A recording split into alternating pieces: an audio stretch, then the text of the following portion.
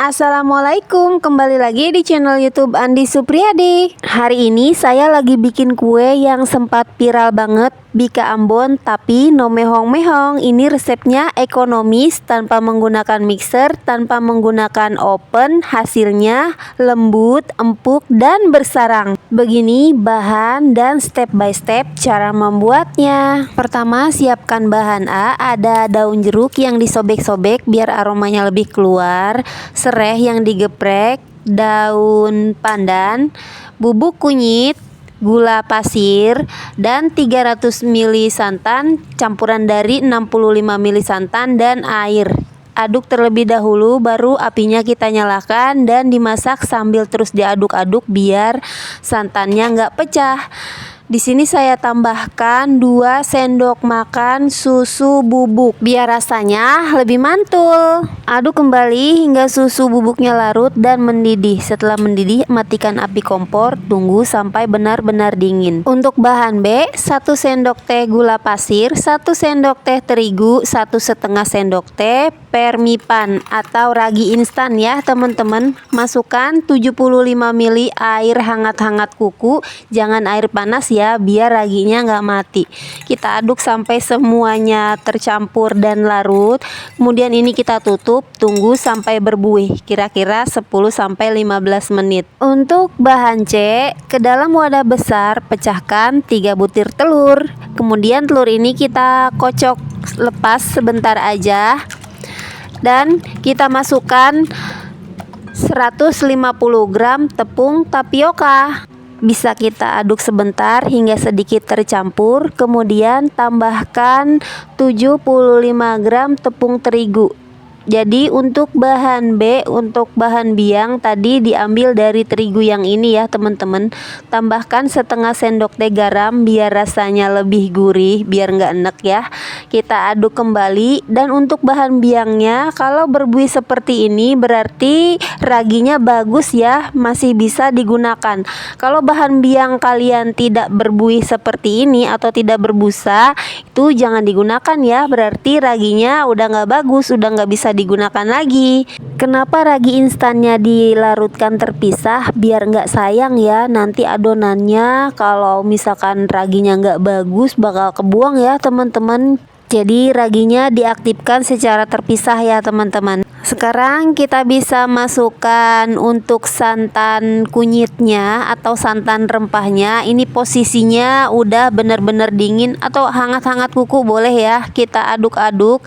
Tambahkan 1/4 sendok teh vanili susu atau vanili bubuk. Saya pakai vanili larom ya teman-teman. Aduk kembali sampai adonannya benar-benar tercampur merata dan halus. Tutup adonan menggunakan kain lap bersih, diamkan selama 1 jam atau sesuaikan dengan suhu di daerah masing-masing. Untuk mencetaknya saya menggunakan loyang bulat seperti ini ya teman-teman. Tuang minyak goreng kira-kira 1-1,5 sendok makan. Oles-oles ke bagian dasar dan ke bagian sampingnya, semuanya harus benar-benar teroles dengan minyaknya ya teman-teman, biar nanti nggak lengket ya saat mau mengeluarkan dari loyangnya. Sekarang kita siapkan alat untuk memasak. Saya pakai panci teflon dan di bagian bawahnya saya alasi. Panaskan 10-15 menit. Setelah 1 jam berlalu, kita lihat adonannya ini berbuih ya teman-teman, tandanya raginya masih aktif dan masih bagus ya. Aduk untuk memecahkan buih yang agak besar-besar ya teman-teman. Kemudian masukkan 20 gram margarin yang telah dicairkan. Aduk kembali hingga margarinnya benar-benar tercampur merata. Sekarang adonannya akan saya saring dulu ya teman-teman, biar adonannya benar-benar halus, nggak ada lagi tepung yang masih menggumpal ya. Kita masukin aja ke wadah yang tadi bekas rebus kunyitnya ya teman-teman. Buat yang lagi nonton, jangan lupa ditekan like-nya dan di subscribe juga ya kalau kamu belum subscribe. Terima kasih. Saat memasukkan adonan, pastikan loyangnya sudah panas ya. Nah, kalian dengar ada suara ces gitu ya teman-teman, berarti loyangnya sudah panas ya. Bagaimanapun cara memasaknya, mau dipanggang di atas api kompor seperti ini ataupun di oven, untuk loyang atau cetakannya wajib dipanaskan terlebih dahulu agar sarangnya bagus, sarangnya terbentuk ya. Setelah dimasukkan adonannya, untuk pancinya nggak saya tutup, biarkan seperti ini ya teman-teman, gunakan api kecil ya, jangan terlalu besar walaupun menggunakan alas di bagian bawahnya karena ini memasaknya lama ya teman-teman, biar nggak gosong. Ini buihnya udah banyak ya teman-teman, sudah sampai ke bagian sampingnya. Ini kita tutup aja, kita masak selama kurang lebih 15 menit ya. Untuk tutupnya dialasi kain lap bersih biar nggak menetes airnya ya teman-teman. Untuk mengetahui ini udah matang atau belum, kalian bisa sentuh aja. Bila di atasnya sudah kering, ini udah matang ya. Kita tunggu sampai benar-benar dingin. Dan ini udah saya dinginkan, di bagian atasnya kering dan sarang-sarangnya kelihatan ya teman-teman. Cara mengeluarkannya, kita sisir aja di bagian pinggiran loyangnya menggunakan spatula yang kaku seperti ini. Jadi fungsi memasukkan adonan saat loyangnya sudah panas agar kuenya tidak lengket dan sarang-sarangnya langsung terbentuk ya teman-teman. Jadi nggak usah takut gagal ya, asal komposisinya benar, ragi instannya bagus, dan cara memasaknya benar, kamu pasti berhasil. Seperti saya. Saya ini berhasil ya teman-teman, cuman pengapiannya tadi agak terlalu kebesaran ya. Jadi agak kegosongan sedikit, tapi nggak apa-apa ya, masih layak untuk dimakan.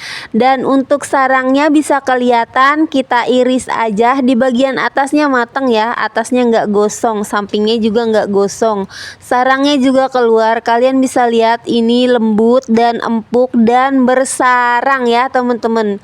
Tuh, cakep kan? Walaupun pakai resep ekonomis, ini rasanya enak banget loh teman-teman. Dan ini berhasil ya, karena ada sarang-sarangnya ya teman-teman. No mehong-mehong, bisa bikin sendiri di rumah tanpa mixer, tanpa oven, dan ini gampang ya. Untuk memasaknya, kalian perlu perhatikan apinya ya. Kalau kalian mau coba resep ini, jangan sampai kegosongan seperti saya ya.